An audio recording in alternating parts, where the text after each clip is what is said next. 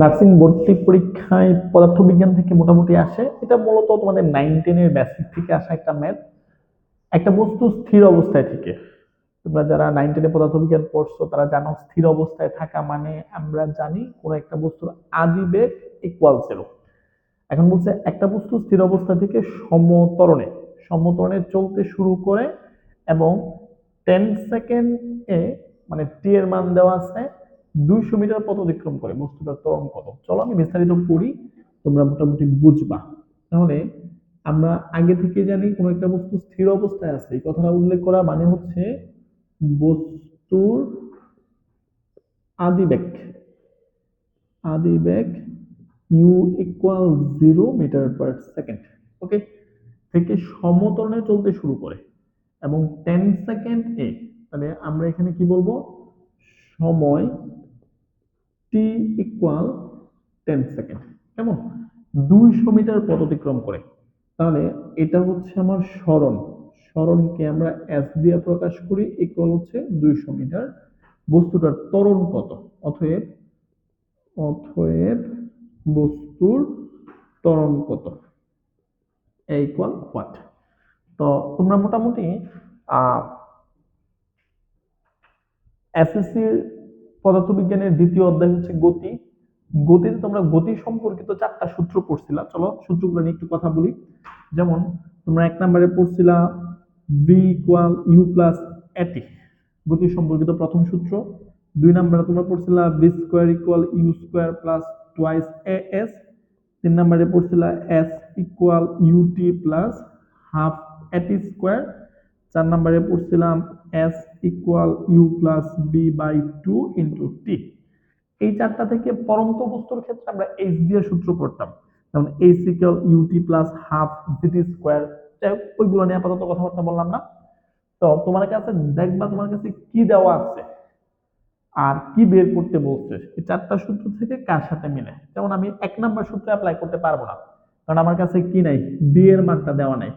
তো 1 নম্বর সূত্র নিতে পারতেছি না।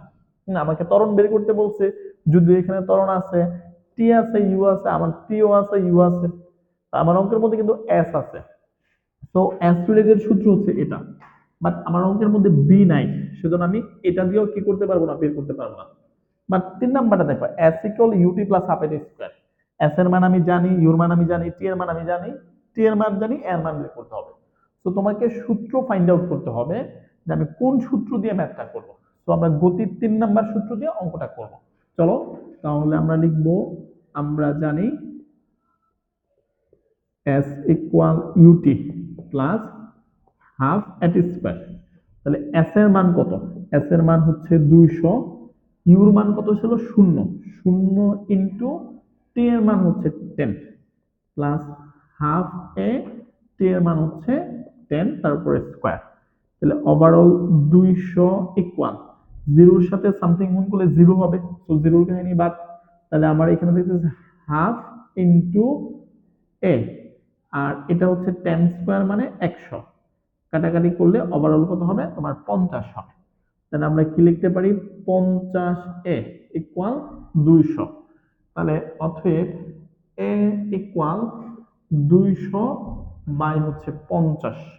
তাহলে আমরা যদি এখানে কাটাকাটি করি, তাহলে আমার অ্যান্সারটা থাকবে হচ্ছে কি 4। অতএব এ ইকুয়াল হচ্ছে 4 মিটার পার সেকেন্ড স্কোয়ার। আমরা মোটামুটি সবাই জানি ত্বরণের একক হচ্ছে কি, মিটার পার সেকেন্ড স্কোয়ার। তো অতএব বস্তুর ত্বরণ 4 মিটার পার সেকেন্ড স্কোয়ার। পদার্থবিজ্ঞানের ম্যাথগুলোর ক্ষেত্রে তোমাকে যেগুলো জানতে হবে, মানে প্রতীকটা কি, শেষ বেগকে বি দিয়ে প্রকাশ করে, আদি বেগকে ইউ দিয়ে প্রকাশ করে, ত্বরণকে এ দিয়ে প্রকাশ করে, সময়কে টি দিয়া, সরণকে এস দিয়া, এবং হাইট বা উচ্চতাটাকে এইচ দিয়া। এবং এগুলার ক্ষেত্রে তাদের এককগুলা বেসিক্যালি কি কি হয়, আদি বেগ, শেষ বেগ, এদের একক মিটার পার সেকেন্ড, ত্বরণের একক মিটার পার সেকেন্ড স্কোয়ার, সময়ের একক সেকেন্ড হবে, তারপরে ভরের একক কেজি হবে, যদি কোনো কারণে ভর গ্রামে দেওয়া থাকে কিভাবে কেজিতে কনভার্ট করতে হয়। এই রিলিভেন্ট ব্যাপারগুলো তোমার খুব ভালোভাবে জানতে হবে, নাহলে তুমি ফিজিক্সের ম্যাথগুলো অ্যান্সার করতে পারবা না। মূলত অঙ্কগুলো কঠিন আসে না, কিন্তু আমরা তারপর অনেকে ভুল করে ফেলি। ভুলগুলা না করার জন্য তোমাকে এই ফিজিক্সের যে সূত্রগুলো আছে সেই সূত্রগুলো খুব সুন্দর করে মুখস্থ করতে হবে এবং প্রচুর পরিমাণে প্র্যাকটিস করতে হবে।